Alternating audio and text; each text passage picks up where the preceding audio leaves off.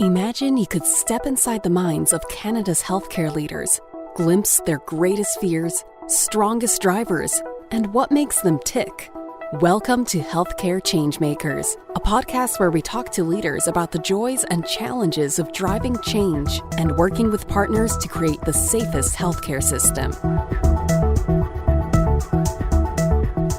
Welcome to Healthcare Changemakers, a podcast produced by HEROC. I'm Ellen Gardner with Philip D'Souza and Michelle Holden. Today, we're talking with Tim Rutledge, President and CEO of Unity Health Toronto. Tim was previously President and CEO of North York General Hospital. Tim is a physician trained in emergency medicine.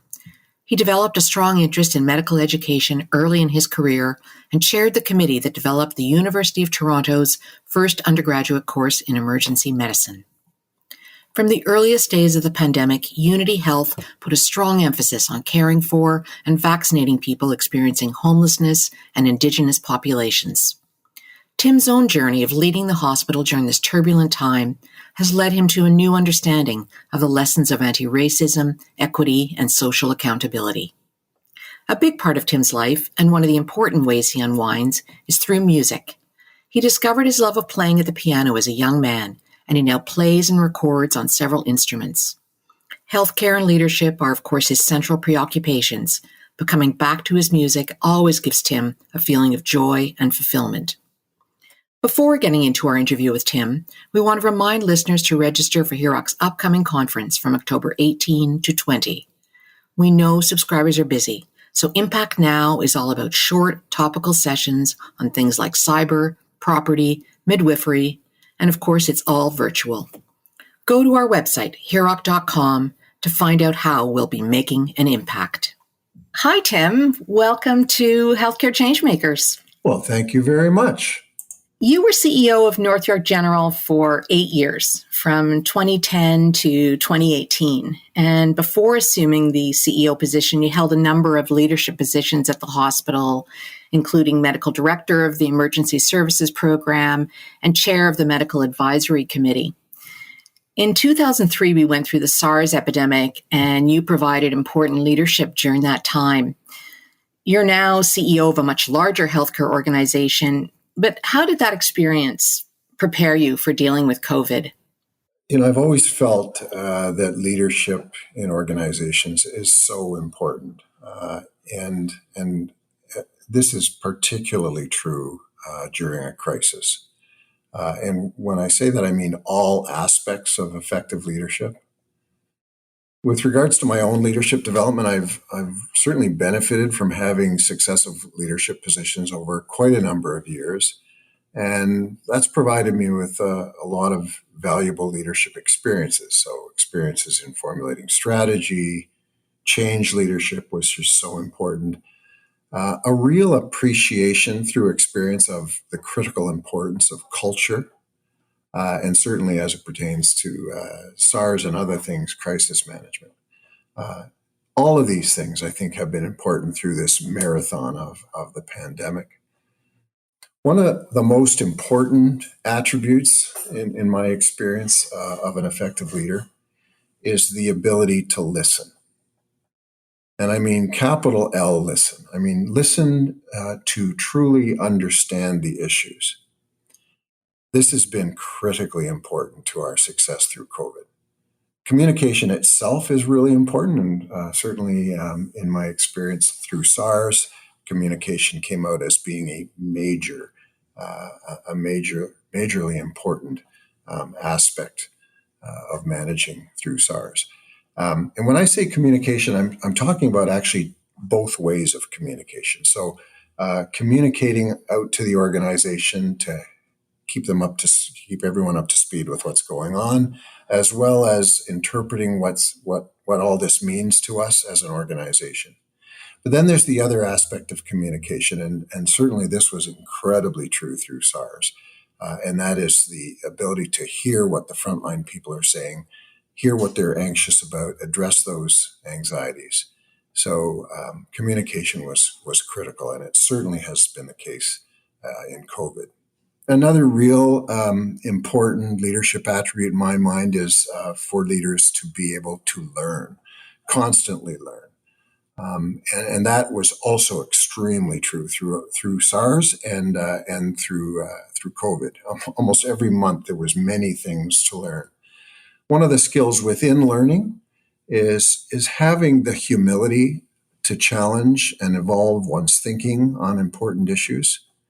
And so, I found that a critically important leadership attribute for all of my team throughout this pandemic.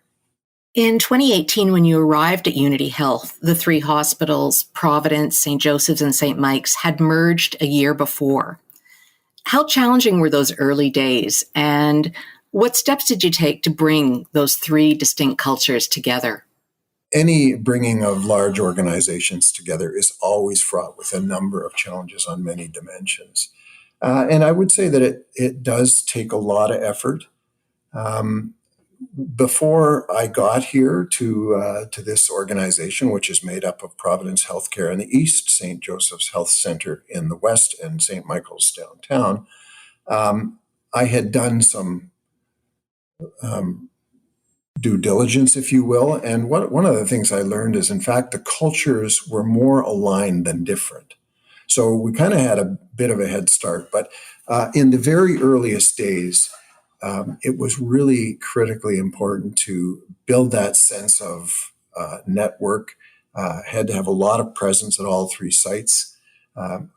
Built a leadership team of people that were really committed to building Unity Health as a single entity. Paid a lot of attention to culture. One of the first things we did actually is harmonize the values across the organizations, and that was actually fairly straightforward. Of the 5 value words that we have at Unity Health, 4 of them were shared by all 3 legacy organizations.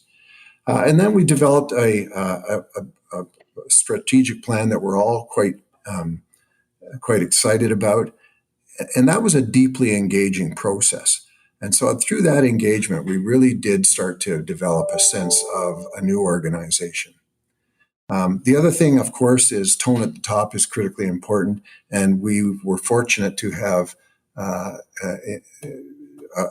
board of directors that was terrific and really saw themselves as a single board of this one new entity. So all of those things helped. And I would say at this point, really 4 years into it now, that this integration is going as well as any that I've witnessed in my career. Maybe having a name like Unity Health really helps. You know how much I've come to love that name. It's really great for a bunch of reasons, and it's very related actually to it's very integrated with our vision statement as well, which is the best care experience is created together. That together has a bunch of dimensions. It's together as 3 organizations. It's together with our system partners, with our government partners, but it's also, of course, together with those that we serve. So patient and family-centered care is a real central philosophy here at Unity Health. At the beginning of the pandemic, Unity Health put a strong emphasis on caring for and vaccinating vulnerable and marginalized populations. And these would be people experiencing homelessness and Indigenous populations. Was that something that was a high priority for you? It certainly was. Thank you for asking the question. It's been important to me personally, and it's one of the things that attracted me to Unity Health. All 3 of these organizations have at the heart of their mission and values going the extra mile for those in our society who experience disadvantage. Our value words are community, excellence, compassion, human dignity, and inclusion. And I think if you reflect on those words, you'll find that each one is related to that mission of really equity and focusing on the needs of the most vulnerable. As you know, we're a large Catholic healthcare organization as well. And that's really the essence of that is about compassionate, holistic healthcare to all, underline all, in need. Sort of the Good Samaritan nature of our work. And now COVID has really put into stark relief the fact that there was a disproportionate impact on the vulnerable and racialized populations. So it really has highlighted that equity is a key dimension of quality in healthcare, and it is a major focus here at Unity and for me personally. You're absolutely correct that, yes, COVID highlighted the inequities in our healthcare treatment of marginalized populations. And I think in some ways, it's also sparked a reckoning of our treatment of Indigenous people, that and the discovery of the unmarked graves near residential schools. So we have a long way to go in all areas. But if we just focus on healthcare, do you think we're seeing a shift in our treatment of Indigenous people? An incredibly important question, actually, for all of us as Canadians, and certainly in healthcare. And I would say that we need to see a shift, a gigantic shift in our treatment of Indigenous people. I see this as an imperative. So I certainly hope the answer to your question is yes. But again, part of your comment was that we have so much to do, and we do. We need to recognize that we all have blind spots as individuals and within our organizations. And so this is something that we're going to have to put a lot of work into. Given that the Catholic Church had significant involvement in a number of the residential schools, this is one that we particularly need to understand as a Catholic healthcare organization, need to do our own pursuit of truth and reconciliation, rebuild trust. We're doing a ton of education at Unity Health, not only of leaders, but right to the frontline staff. We're consulting with Indigenous leaders, and we have a wonderful First Nations, Inuit, and Métis community advisory panel that is providing us good advice, excellent advice. We're looking at recruiting a number of Indigenous persons at all levels of the organization, and making plans to work hard on creating culturally safe environments.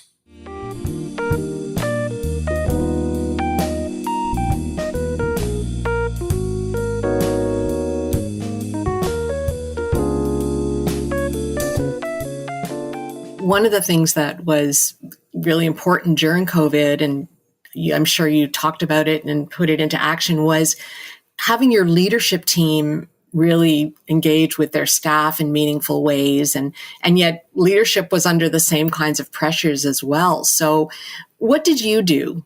One or two things that you might have done to help your leadership team support them. And I'm sure it's ongoing. One or two things that you've done that have really helped your team. Leaders across healthcare have all been working ridiculous hours. And you're right. It's been difficult to recruit new leaders in many areas. So I think resilience is something that we've had to focus on necessarily. And so I've really been encouraging people to have things to do for respite, to keep in good physical shape, to make sure they're having some downtime. And so within our team, we're trying to cover each other off to make sure that people get downtime. We've been so busy that it hasn't really been a time where we've been able to do a lot of professional development, but we certainly have done some internal work on that and plan for opportunities like that in the future. I think the most important thing we've been focusing on the last year or so has been making sure that people have some time to unplug. And we've been trying to be disciplined about that as well. I think I can pinpoint one of the areas where you unplug, Tim, and that's your music. You play and you record, and it's not just one instrument. You play the sax, keyboards, clarinet, and the flute. When did you discover this love of music? Well, I've since I can remember. I mean, it began actually. This is gonna tell you my vintage, but it began with me being kind of pulled towards the piano and started learning the first Beatles hits. So I was, I'd listen to the very first Beatles hits, and this is what Paul McCartney's doing with my left hand. And so I was pretty much self-taught on piano at an early age, and then I got more and more interested. But I've been passionate. My whole family's passionate about music. But I've been passionate about it all my life. Was it ever going to be a career choice for you? Yeah. In fact, all through high school, I was going to be a musician, and I started out as a musician. I was on the road for a couple of years before I decided to come back and pursue a career in medicine. But and I still play a fair amount, not as much as I'd like to, but still play and record with a number of musicians in Toronto. My main instrument is saxophone, but as you pointed out, I do have my doubles going. I do play clarinet and flute as well, and spend a fair amount of time on piano as well. Of your musical idols, are the Beatles still number one, or do you have other musical idols that you follow? Yeah, I have a lot of musical mentors, I guess, if you will. So really, the folks that I focus on more these days are, in fact, through most of my life, have been jazz players. So John Coltrane, Charlie Parker, Miles Davis, Stanley Turrentine, Cannonball Adderley, those people. But I love the Beatles. I love the Stones. I love a band called Tower of Power. There's lots of beautiful music out there. And I love classical music as well. One piece in particular really stood out for us. It's called Threshold by Patrick Williams. And on this piece, you're playing the sax and the electric piano. We're going to hear part of it, but can you tell us a little bit about how this recording came together? Sure. I mean, I love that piece as well. Interestingly, that's one of the first recordings I did in my studio in my home. It's a piece that's a lesser known piece, a part of a suite written by Patrick Williams, who's really a great musician from the States. And I just loved the piece. So I wrote an arrangement for it, and I play piano and a few saxophone tracks. I play a bit of a piano solo and a saxophone solo on it. And I just love that piece. It's kind of, it's mellow, it's rich, and I find it a very musical piece. So glad you like it, because I certainly enjoyed performing it. Well, I think one of the beautiful things about it is that there's a real variation in it. It starts off a certain way and then it moves in many different directions. So it's got a lot of variety. So we're going to play part of that piece for you right now.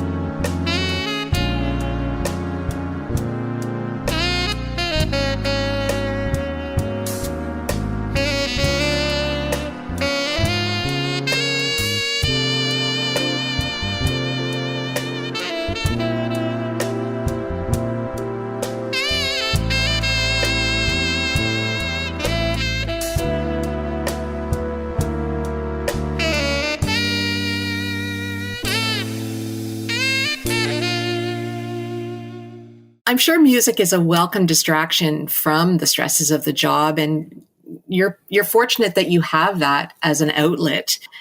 How do you carry the power of music into your life as a leader? I love the way you put that. I do find there is energy in music for me personally. I think we all have our own forms of deriving energy and recharging ourselves. And for me, that is really music. There are other things, of course. I find, of course, music is incredibly creative, so it's an opportunity to express oneself. It's been described as a universal language. I also feel that music affects everyone on a deep level. And I think as you develop as a musician, you get in touch with that. I think music's one of those things like other forms of art that enhances one's appreciation of the importance of the connection people have on an emotional level. So I'm not sure there's evidence for this, but perhaps the sensibilities musicians develop contribute to their emotional intelligence.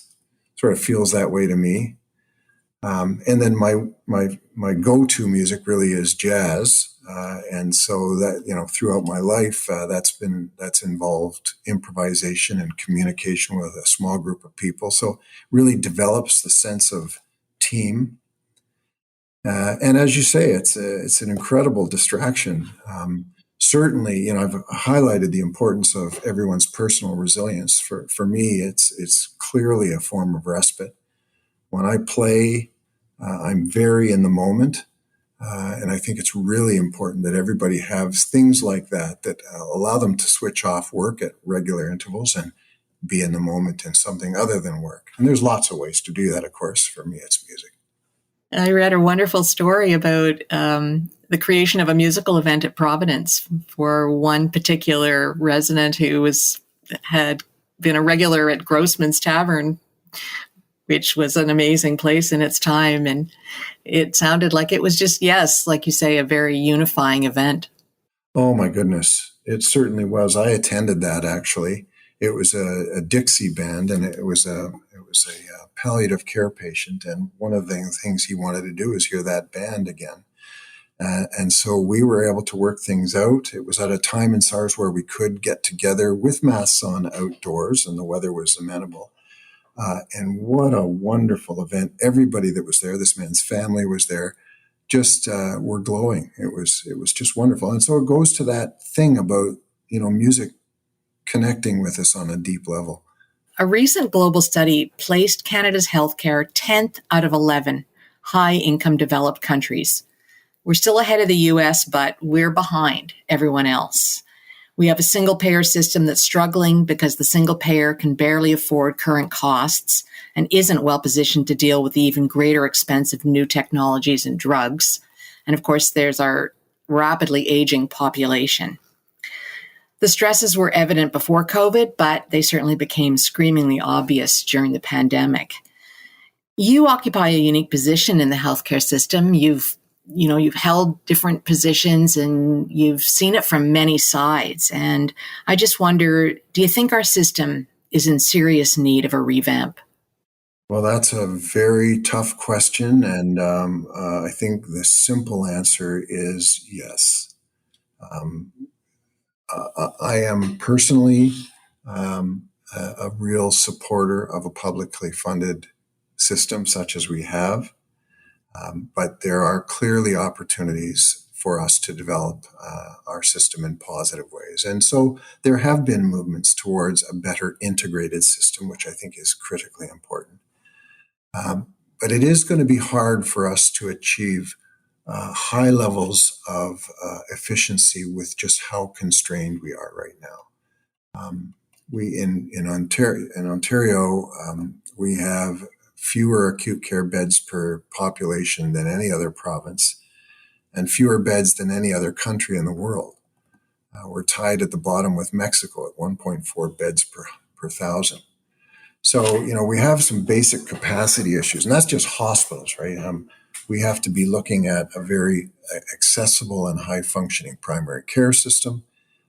We need to address long-term care. We're also incredibly short on long-term care capacity. Home care is critically important. So we have to address capacity issues, I think, first and foremost. And then we have to stitch the system better together. And efforts have been made in that way, but I am quite concerned. And as you point out, the economy is going to be a real challenge going forward. And so we're going to have some tough questions to answer around how we're going to sustain this system. But you're right, it is going to require some significant work on redesign. a great interview so far. Thank you for everything. And I really like the fact that you talked about, the culture and learning. But I wonder, the complexities of the healthcare system, they're not changing anytime soon with everything that's happening, around us, and from the pandemic to, just everything. So taking all that in consideration, the complexity of the healthcare system that, we're all facing right now, what do you think leaders can do today to prepare for the emerging trends on the horizon? We really need, as leaders in the healthcare system, to put our heads together to start to strategize around an evolved future. But within the House, we are trying to continue to optimize efficiency, and we are trying to optimize the potential of capacity. The other thing is that, and this is not new, but the power of the perspectives that we get from our patients is not to be underestimated. Our patients are continually giving us great advice on how we can improve the care experience. And I think that is another thing that must be addressed in our healthcare system. So those are kind of the big categories. I guess I'm at this point kind of focused on the immediate needs, and they're more basic than that, like getting staff, recruiting staff, retaining staff, training staff, extending staff's scope of practice. Those are the kind of immediate needs. But very soon we are going to face a situation where our system is extremely difficult to sustain with current resources. So we are going to have to get creative and innovative. Fantastic. Thank you for that. I wondered, thinking about that, how, and I know that you're very interested in education and medical education, Tim, and you talked a little bit about the difficulties of recruiting healthcare leaders. So what should we be doing to attract new healthcare leaders and prepare them for what they're having to deal with? There's lots of dimensions to that question. So on the sort of most urgent front, I'm going to say, and I touched on this earlier, I think we need to make all of our training programs of healthcare professionals, be it nurses or therapists or physicians, as efficient as possible to get them into the workforce ready to go. That's a basic need. But there's a lot more to the question. Future healthcare providers. We are getting to the point where machines are going to be able to do a lot of the stuff that we have relied on clinicians to do in the past. Many of our clinicians have been selected for medical school, for example, on the basis of their ability to problem solve and memorize. I think the memorization piece is going to be less important. The problem solving will always be important, but we will have advanced analytics that will help with that as well. What we really need to focus on in the future healthcare provider is the human aspect, the clinician-patient relationship, and connecting with patients in a way that is that optimizes their care and optimizes their experience.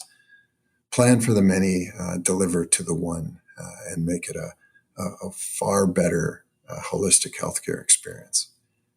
I think we're going to move into the lightning round. Uh-oh. So this is where I just ask you a series of quick questions, Tim. And yes, just tell me the first thing that comes into your mind. So what are you reading or watching right now?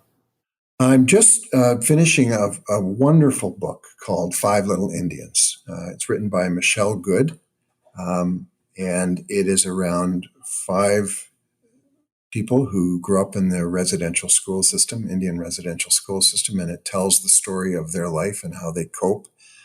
And it's extremely well written, and it really provides insight that I think we can all benefit from. Name your go-to resource for when you're stuck or you need a creative boost. Well, to get stuck, to get a creative boost, I often read, and really this evolves over time. So I've read people who I've really found visionary over the years: Clay Christensen, Don Berwick, Eric Topol. So reading has been always a kind of a go-to for me, and as I say, the authors to read that are really kind of seeing where the puck is going in healthcare evolve over time. And then, another thing that one does when they're stuck is they need to have an opportunity for reflection. And for me, it's things like hiking and gardening and music and spending time with family. What's one thing you've learned or one skill that you've honed in 2021? There's been so many skills that we've been called upon to have. And so I think constant evolution of leadership skills, listening, learning, communicating well, understanding the importance of culture. But I guess if I was going to be really specific about something that I've dug in on in this past year, it's really been enhancing my appreciation and understanding of anti-racism, equity, social accountability. Finish this sentence. A little known fact about Scarborough, where you grew up, is... Scarborough is a great place to grow up, and it continues to be a great place. I'm very proud of my roots in Scarborough. And when you look at it, there's been a lot of successful people who grew up in Scarborough. So athletics, Andre DeGrassi, comedian Mike Myers. Yes. And then, a whole bunch of musicians, Carol Pope, the Bare Naked Ladies, Cardinal Official, Maestro Fresh West, The Weekend. Told you. I might be able to predict the answer to this sentence, but if I wasn't in healthcare, I'd be a musician. Well, I am a musician, but I'd be more of a musician. That said, I have a great deal of appreciation of my healthcare career. I think it's a wonderful career. It's a very meaningful career. So I certainly encourage it for youngsters. Well, you've had a very interesting career, Tim, and you've gone in many different directions, but have kept, your love of music strong throughout. So just a pleasure talking to you, and we really wish you all the best in the next little while. Well, many thanks to you, and many thanks to all the healthcare professionals out there who've been working so hard for many months. You have just been listening to our interview with Tim Rutledge, CEO of Unity Health Toronto. For more information about HEROC and our upcoming conference, Impact Now, go to HEROC.com. Thank you for listening. Thank you for listening. You can hear more episodes of Healthcare Changemakers on our website, HEROC.com, and on your favorite podcasting apps. If you like what you hear, please rate us or post a review. Healthcare Changemakers is recorded by HEROC's communications and marketing team and produced by Podfly Productions. Follow us on Twitter at HEROC Group or email us at communications@heroc.com. We'd love to hear from you.